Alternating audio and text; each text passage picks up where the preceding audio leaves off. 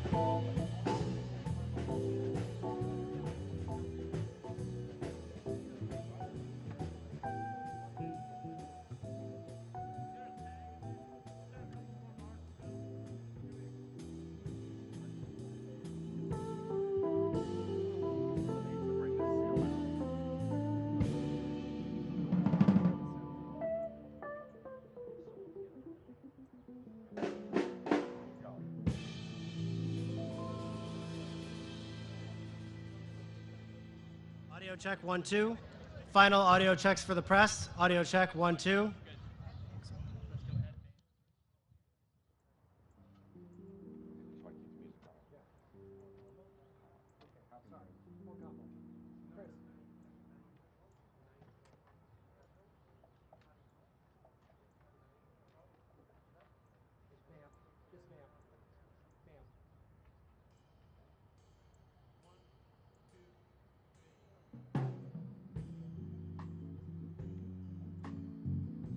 We're 30 seconds from the walkout music.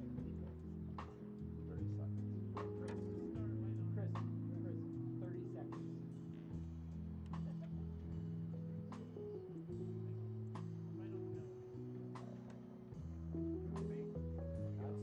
Right into honor zone. Walkout music. 4, 3, 2, 1, hit.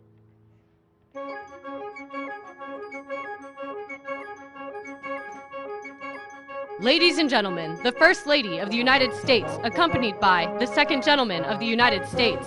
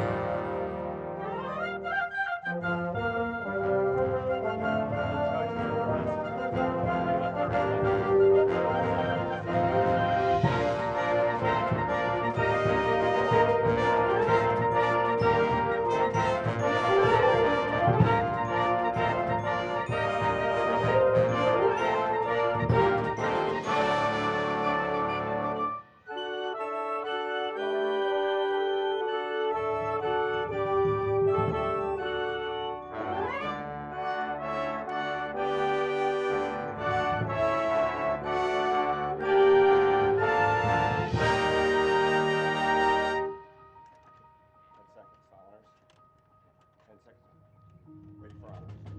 Go. Doing honors.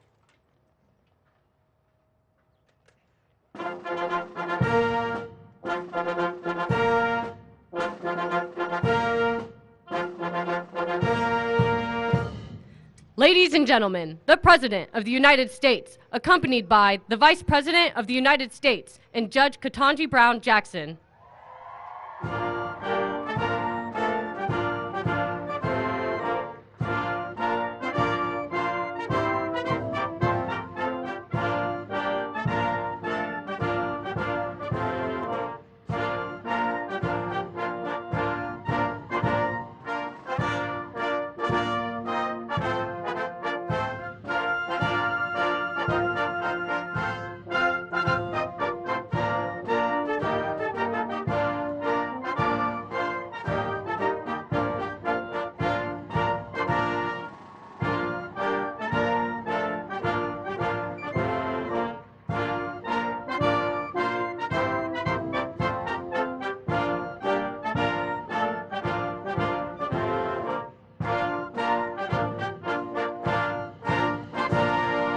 Good morning. Good morning.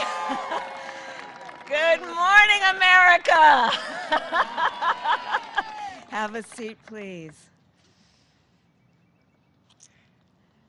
President Joe Biden, First Lady Dr. Jill Biden, Second Gentleman Douglas Emhoff, members of Congress, members of the cabinet, members of our administration, and friends and fellow Americans. Today is indeed a wonderful day.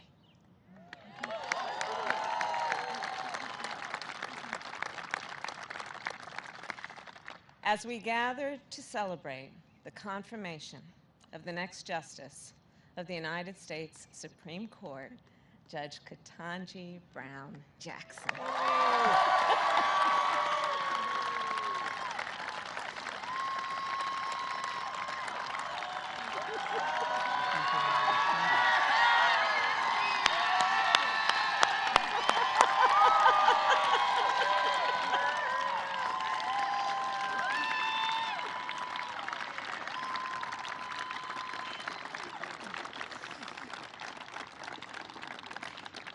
President George Washington once referred to America as a great experiment, a nation founded on the previously untested belief that the people, we the people, could form a more perfect union.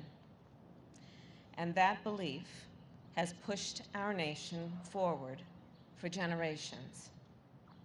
And it is that belief that we reaffirmed yesterday.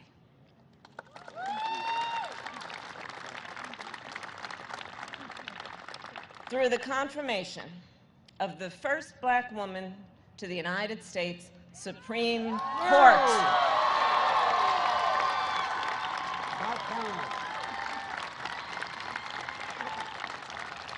And Judge Jackson, you will inspire generations of leaders. They will watch your confirmation hearings and read your decisions. In the years to come, the court will answer fundamental questions about who we are and what kind of country we live in. Will we expand opportunity or restrict it? Will we strengthen the foundations of our great democracy or let them crumble? Will we move forward or backward? The young leaders of our nation will learn from the experience, the judgment, the wisdom that you, Judge Jackson, will apply in every case that comes before you, and they will see, for the first time, 4 women sitting on that court at one time.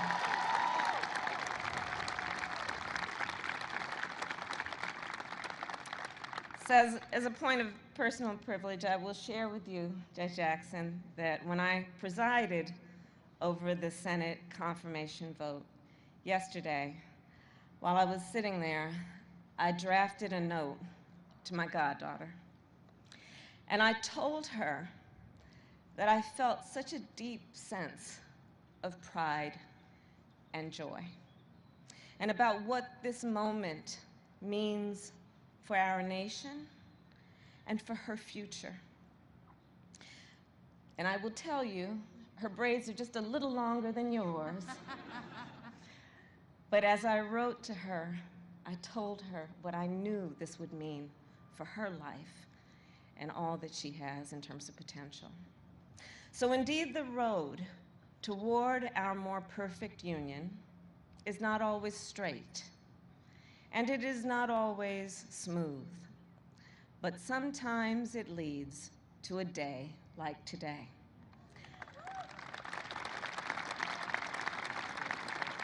A day that reminds us what is possible when progress is made, and that the journey, well, it will always be worth it.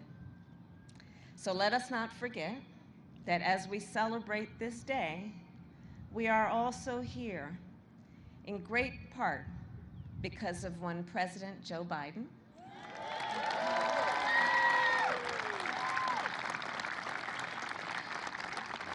and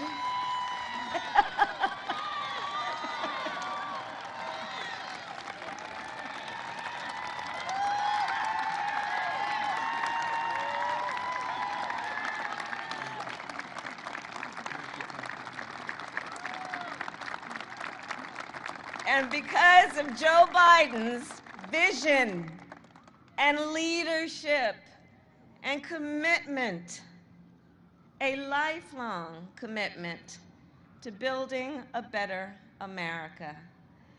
And of course, we are also here because of the voices and the support of so many others, many of whom are in this audience today. And with that, it is now my extreme and great honor to introduce our president, Joe Biden.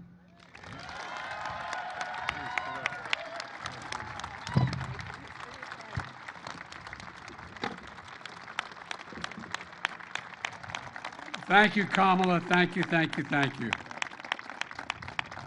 The first really smart decision I made in this administration. My name's Joe Biden. Please sit down. I'm Jill's husband and Naomi Biden's grandfather. And folks, yesterday, this is not only a sunny day, I mean this from the bottom of my heart.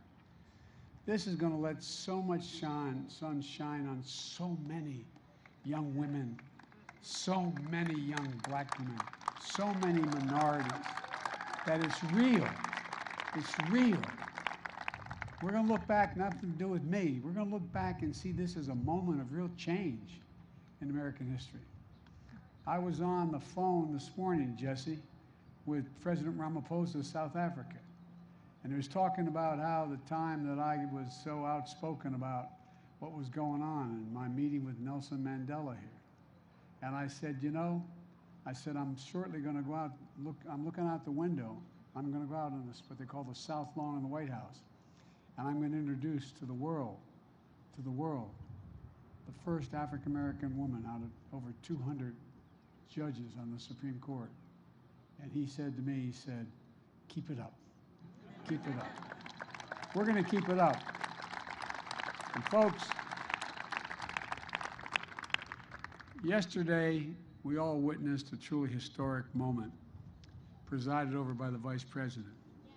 There are moments that people go back in history and they're literally historic, consequential, fundamental shifts in American policy. Today, we're joined by the First Lady, the Second Gentleman, and members of the Cabinet, Senate Majority Leader, there you are, Chuck, Senate Majority Leader, and so many who made this possible. And today is a good day, a day that history is going to remember, and in the years to come, they're going to be proud of what we did, and we're going to try what Dick Durbin did as the chairman of the committee. I'm serious, Dick. I'm deadly earnest when I say that. To turn our children and grandchildren to say, I was there. I was there. This is one of those moments, in my view. My fellow Americans, today I'm honored to officially introduce to you the next Associate Justice of the Supreme Court of the United States, Ketanji Brown Jackson.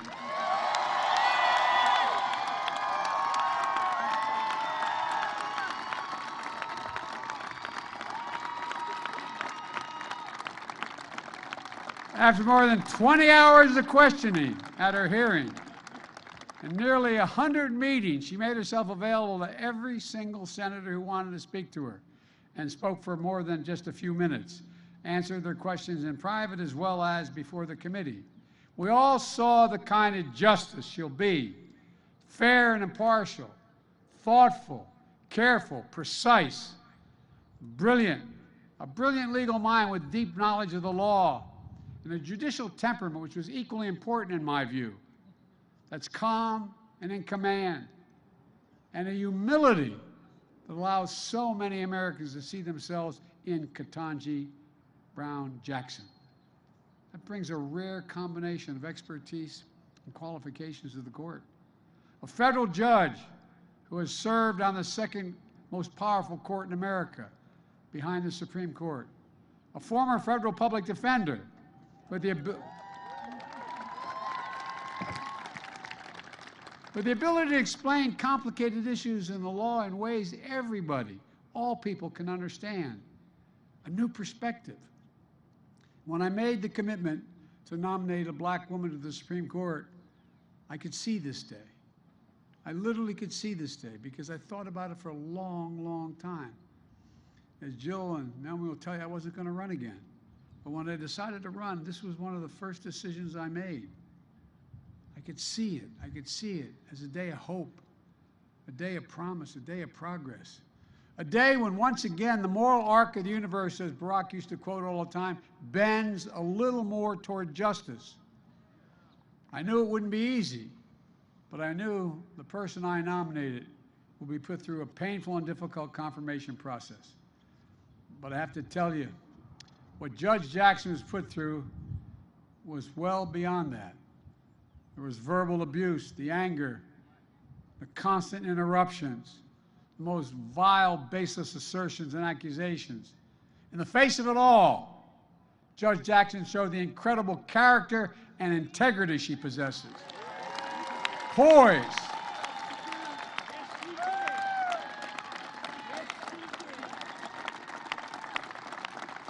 Poise and composure, patience and restraint, and yes, perseverance and even joy, even joy.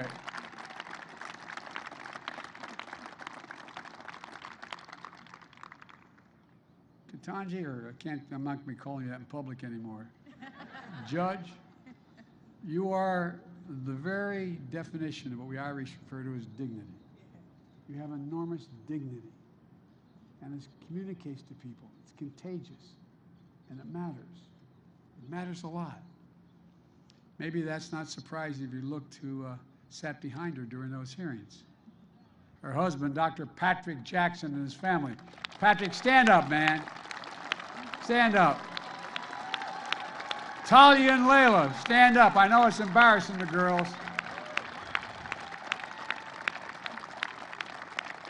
I'm going to tell you what Talia said. I said to Talia, it's hard being the daughter or the son of a famous person. I said, imagine what it's like being president.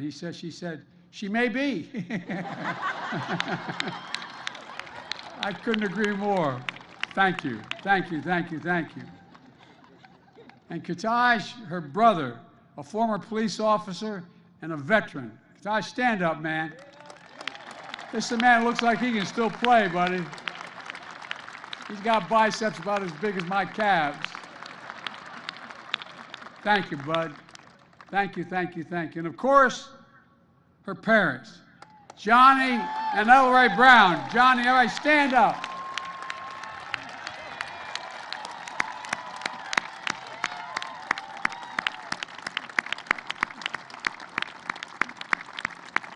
I'll tell you what, as I told Mom's rule in my house. Oh, you not think I'm kidding. I'm not. My mom and my wife as well. Look, people of deep faith, the deep love of family and country, that's what you represent. Who know firsthand, Mom and Dad, the indignity of Jim Crow, the inhumanity of legal segregation, and you had overcome so much in your own lives. You saw the strength of parents and the strength of a daughter that is just worth celebrating. I can't get over, Mom and Dad, what you did and your faith and never giving up any hope. And both that wonderful son you had and your daughter. And that strength lifted up millions of Americans who watched you, Judge Jackson, especially women and women of color, who have had to run the gauntlet in their own lives. So many of my cabinet members are women, women of color, women that represent every sector of the community. And it matters. And you stood up for them as well. They know it. Everybody out there, every woman out there, everyone, am I correct? Just like they have. Just like they have. And same with the women members of Congress as well, across the board. Look, it's a powerful thing when people can see themselves in others. Think about that. What's the most powerful thing? I'll bet every one of you can go back and think of a time in your life where there was a teacher, a family member, a neighbor, somebody who made you believe that you could be whatever you wanted to be.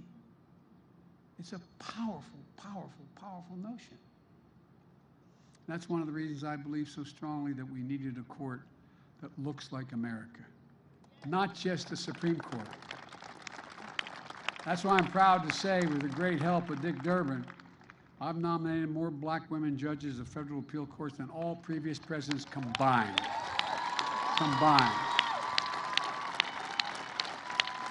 That's why I'm proud that Kamala Harris is our Vice President of the United States. A brilliant lawyer, the Attorney General of the state of California, former member of the Senate Judiciary Committee. Kamala was invaluable during this entire process.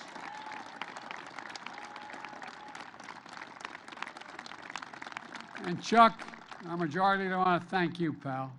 You did a masterful job in keeping the caucus together, getting this vote across the finish line in a timely and historic manner. Just watching on television yesterday, watching when the vote was taken on the Democratic side, the way people, there was such enthusiasm, genuine. You can tell when it's real. You can tell when it's real. You did an incredible job, Chuck. Thank you so much. Folks, because you're all able to sit down and don't have to stand, I'm going to go on a little longer here and tell you. I want to say something about Dick Durbin again. Dick, I'm telling you, overseeing the hearing, how you executed the strategy by the hour, every day to keep the committee together. And you have a very divided committee with some of the most conservative members of the Senate on that committee. It was especially difficult with an evenly divided Senate. Dick, I served as chairman of that committee for a number of years before I had this job and the job of vice president, as did all the Democrats. You did not stand, I think all the Democrats in the committee did, and every Democrat in the Senate, all of whom voted for Judge Jackson. And notwithstanding the harassment and attacks in the hearings, I always believed that the bipartisan vote was possible. And I hope I don't get him in trouble. I mean it sincerely, but I want to thank 3 Republicans who voted for Judge Jackson. Senator Collins was a woman of integrity. Senator Murkowski the same way, an Alaskan, up for re-election.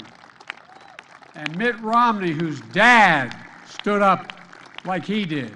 His dad stood up and made these decisions on civil rights. They deserve enormous credit for setting aside partisanship and making a carefully considered judgment based on the judge's character, qualifications, independence. And I truly admire the respect, diligence, and hard work they demonstrated in the course of the process. As someone who's overseen, they tell me, more Supreme Court nominations than anyone who's alive today, I believe that respect for the process is important. And that's why it was so important to me to meet the constitutional requirement to seek the advice and the consent of the Senate. The advice beforehand and the consent. Judge Jackson started the nominating process with an impressive range of support, from the FOP to the civil rights leaders. Even Republican-appointed judges came forward. In fact, Judge Jackson was introduced at the hearing by Judge Thomas Griffin, the distinguished retired judge appointed by George W. Bush. She finished the hearing with among the highest levels of support of the American people of any nomination in recent memory. So soon, Judge Jackson will join the United States Supreme Court, and like every justice, the decisions she makes will impact on the lives of America for a lot longer in many cases than any laws we all make. But the truth is, she's already impacting the lives of so many Americans. During the hearing, Dick spoke about a custodial worker who works the night shift at the Capitol. Her name is Verona Clemens. Verona, where are you? Stand up, Verona. I wanted to see. You don't mind. She told him what this nomination meant to her. So he invited Ms. Clemens to attend the hearing because she wanted to see, hear, and stand by Judge Jackson. Thank you, Verona. Thank you, thank you, thank you. At her meeting with Judge Jackson, Senator Duckworth introduced her to 11-year-old, is it Vivian? Vivian. I'm sorry, Vivian. That's hers. That's your sister. He's pointing. who was so inspired by the hearing, she wants to be a Supreme Court justice when she grows up. God love you. Stand up, honey. Am I going to embarrass you by asking you to stand up? Come on, stand.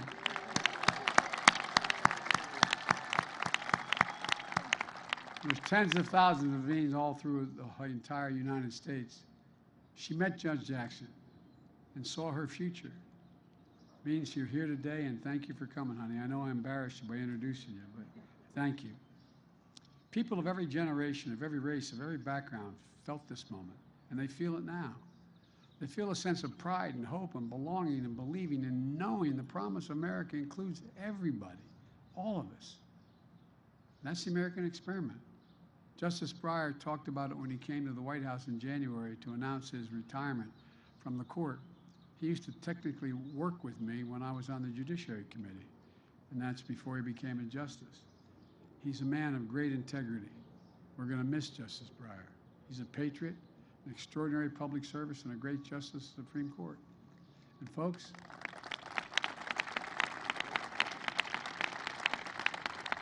let me close with what I've long said. America is a nation that can be defined in a single word. I was in the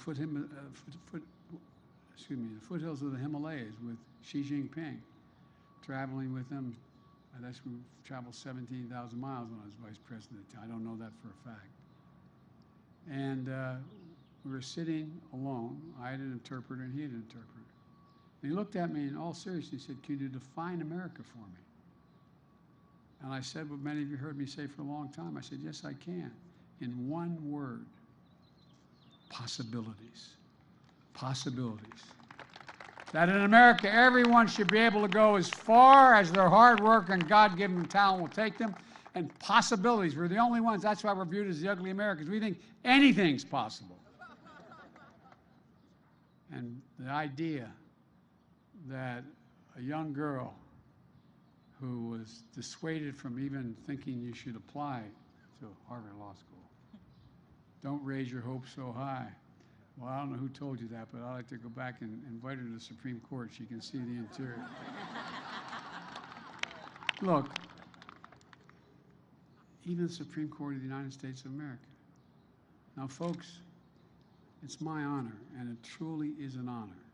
I've been looking forward to it for a while, to introduce you the next Associate Justice of the United States Supreme Court, the Honorable Ketanji Brown Jackson.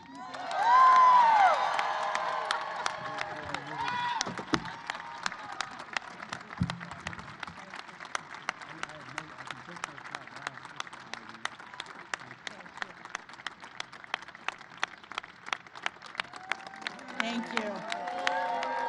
Thank you all. Thank you all very much. Thank you. Thank you so much, Mr. President. It is the greatest honor of my life to be here with you at this moment, standing before my wonderful family, many of my close friends, your distinguished staff and guests, and the American people. Over these past few weeks, you've heard a lot from me and about me, so I hope to use this time primarily to do something that I have not had sufficient time to do, which is to extend my heartfelt thanks to the many, many people who have helped me as part of this incredible journey. I have quite a few people to thank, and as I'm sure you can imagine, in this moment, it is hard to find the words to express the depth of my gratitude. First, as always, I have to give thanks to God for delivering me as promised and for sustaining me throughout this nomination and confirmation process. As I said at the outset, I have come this far by faith, and I know that I am truly blessed. To the many people who have lifted me up in prayer since the nomination, thank you. I am very grateful. Thank you as well, Mr. President, for believing in me and for honoring me with this extraordinary chance to serve our country. Thank you also, Madam Vice President, for your wise counsel and steady guidance. And thank you to the First Lady and the Second Gentleman for the care and warmth that you have shown me and my family. I would also like to extend my thanks to each member of the Senate. You have fulfilled the important constitutional role of providing advice and consent under the leadership of Majority Leader Schumer. And I'm especially grateful for the work of the members of the Senate Judiciary Committee under Chairman Durbin's skillful leadership. As you may have heard, during the confirmation process, I had the distinct honor of having 95 personal meetings with 97 sitting senators. And we had substantive and engaging conversations about my approach to judging and about the role of judges in the constitutional system we all love. As a brief aside, I will note that these are subjects about which I care deeply. I have dedicated my career to public service because I love this country and our Constitution and the rights that make us free. I also understand from my many years of practice as a legal advocate, as a trial judge, and as a judge on a court of appeals, that part of the genius of the constitutional framework of the United States is its design, and that the framers entrusted the judicial branch with a crucial but limited role. I've also spent the better part of the past decade hearing thousands of cases and writing hundreds of opinions, and in every instance, I have done my level best to stay in my lane and to reach a result that is consistent with my understanding of the law and with the obligation to rule independently without fear or favor. I am humbled and honored to continue in this fashion as an Associate Justice of the Supreme Court of the United States, working with brilliant colleagues, supporting and defending the Constitution, and steadfastly upholding the rule of law.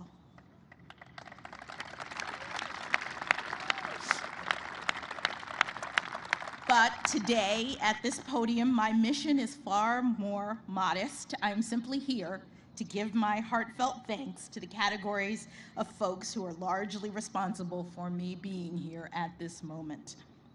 First, of course, there is my family. Mom and Dad, thank you, not only for traveling back here on what seems like a moment's notice, but for everything you've done and continue to do for me.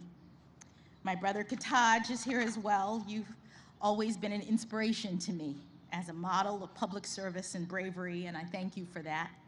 I love you all very much.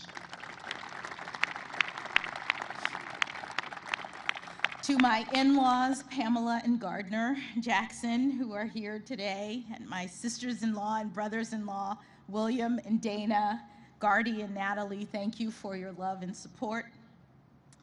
To my daughters, Talia and Layla, I bet you never thought you'd get to skip school by spending a day at the White House. This is all pretty exciting for me as well, but nothing has brought me greater joy than being your mother. I love you very much.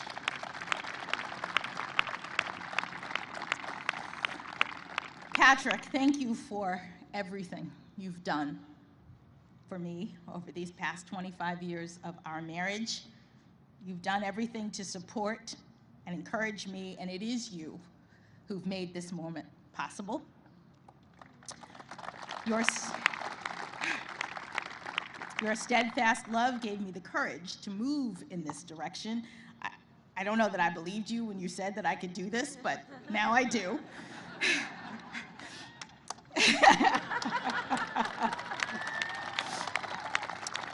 And for that, I'm forever grateful. In the family category, let me also briefly mention the huge extended family, both Patrick's and my own, who are watching this from all over the country and the world. Thank you for supporting me. I hope to be able to connect with you personally in the coming weeks and months.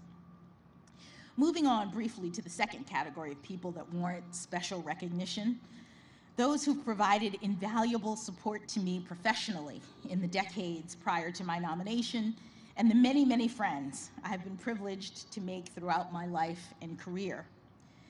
Now, I know that everyone who finds professional success thinks they have the best mentors, but I truly do. I had 3 inspiring jurists for whom I had the privilege of clerking: Judge Patty Saris, Judge Bruce Selya, and of course, Justice Stephen Breyer. Each of them is an exceptional public servant, and I could not have had better role models for thoughtfulness, integrity, honor, and principle, both by word and deed. My clerkship with Justice Breyer in particular was an extraordinary gift, and one for which I've only become more grateful with each passing year. Justice Breyer's commitment to an independent, impartial judiciary is unflagging.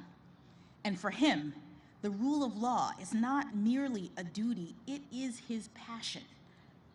I am daunted by the prospect of having to follow in his footsteps, and I would count myself lucky, indeed, to be able to do so with even the smallest amount of his wisdom, grace, and joy. The exceptional mentorship of the judges for whom I clerked has proven especially significant for me during this past decade of my service as a federal judge. And of course, that service itself has been a unique opportunity.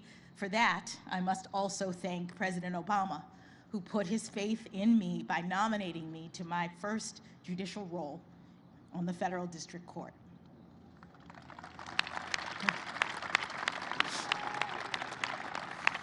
This brings me to my colleagues and staff of the Federal District Court in Washington, D.C. and the D.C. Circuit. Thank you for everything. I am deeply grateful for your wisdom and your battle-tested friendship through the years. I also want to extend a special thanks to all of my law clerks, many of whom are here today, who have carved out time and space to accompany me on this professional journey.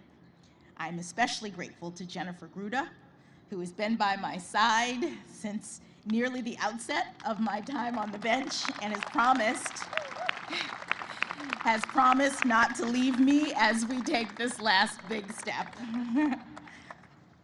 To the many other friends that I have had the great good fortune to have made throughout the years, from my neighborhood growing up, from Miami Palmetto Senior High School, and especially the debate team,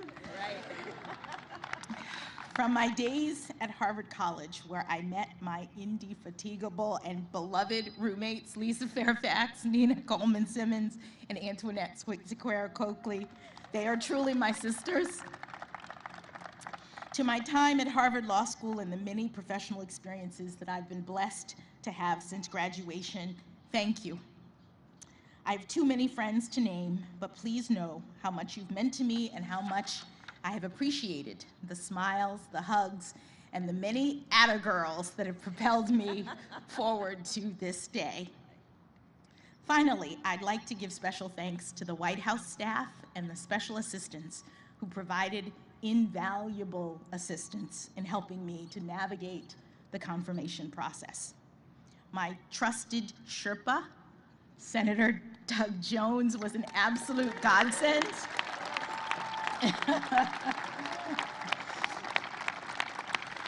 He was an absolute godsend. He's not only the best storyteller you'd ever want to meet, but also unbelievably popular on the Hill, which helped a lot.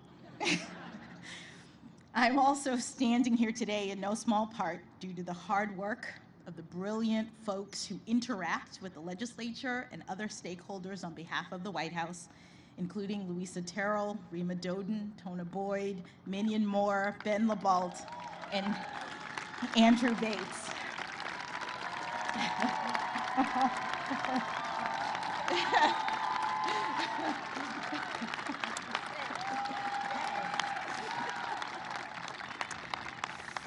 I am also particularly grateful for the awe-inspiring leadership of White House counsel Dana Remus.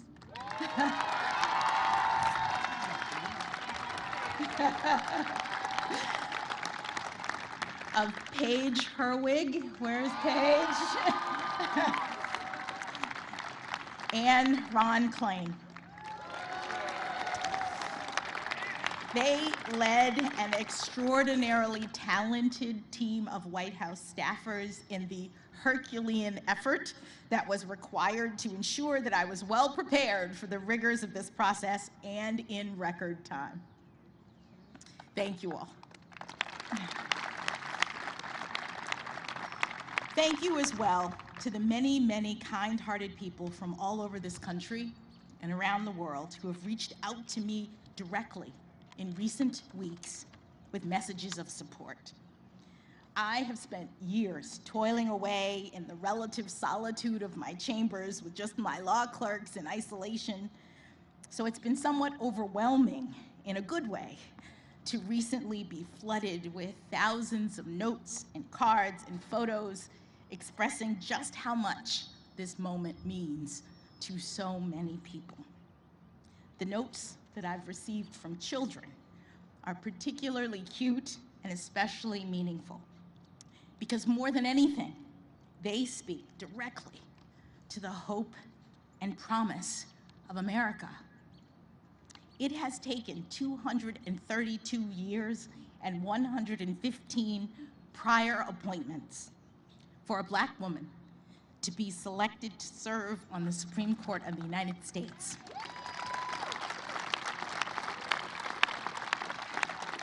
But we've made it.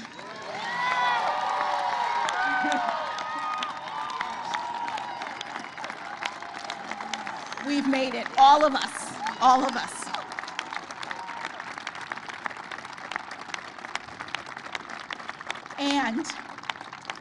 And our children are telling me that they see now more than ever that here in America, anything is possible.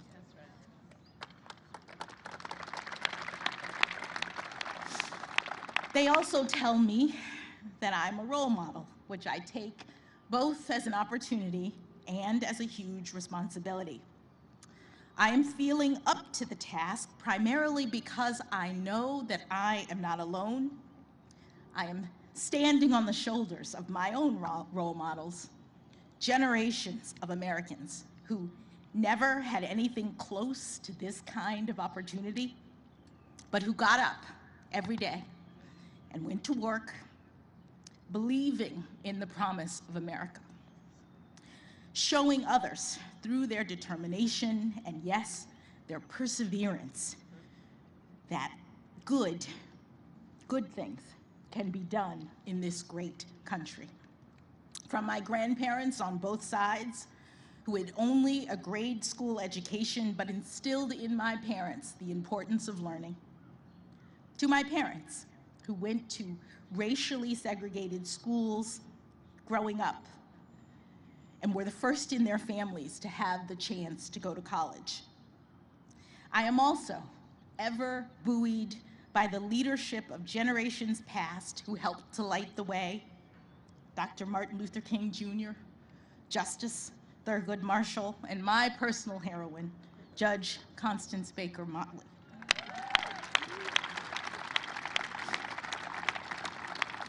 They and so many others did the heavy lifting that made this day possible.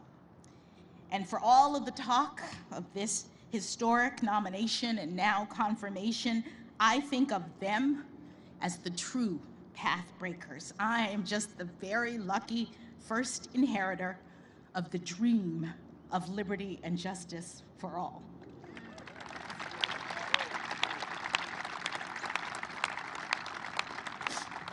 To be sure, I have worked hard to get to this point in my career, and I have now achieved something far beyond anything my grandparents could have possibly ever imagined.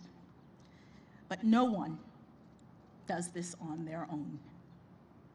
The path was cleared for me so that I might rise to this occasion. And in the poetic words of Dr. Maya Angelou, I do so now while bringing the gifts my ancestors gave.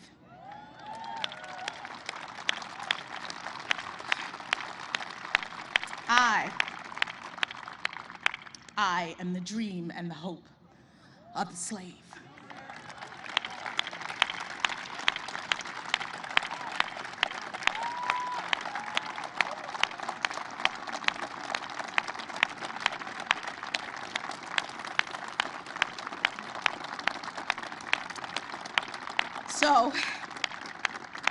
So as I take on this new role, I strongly believe that this is a moment in which all Americans can take great pride.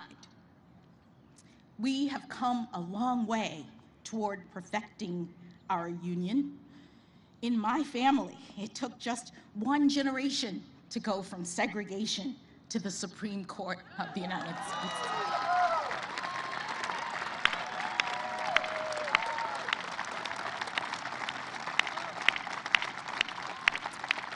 And it is an honor, the honor of a lifetime, for me to have this chance to join the court, to promote the rule of law at the highest level, and to do my part to carry our shared project of democracy and equal justice under law forward into the future.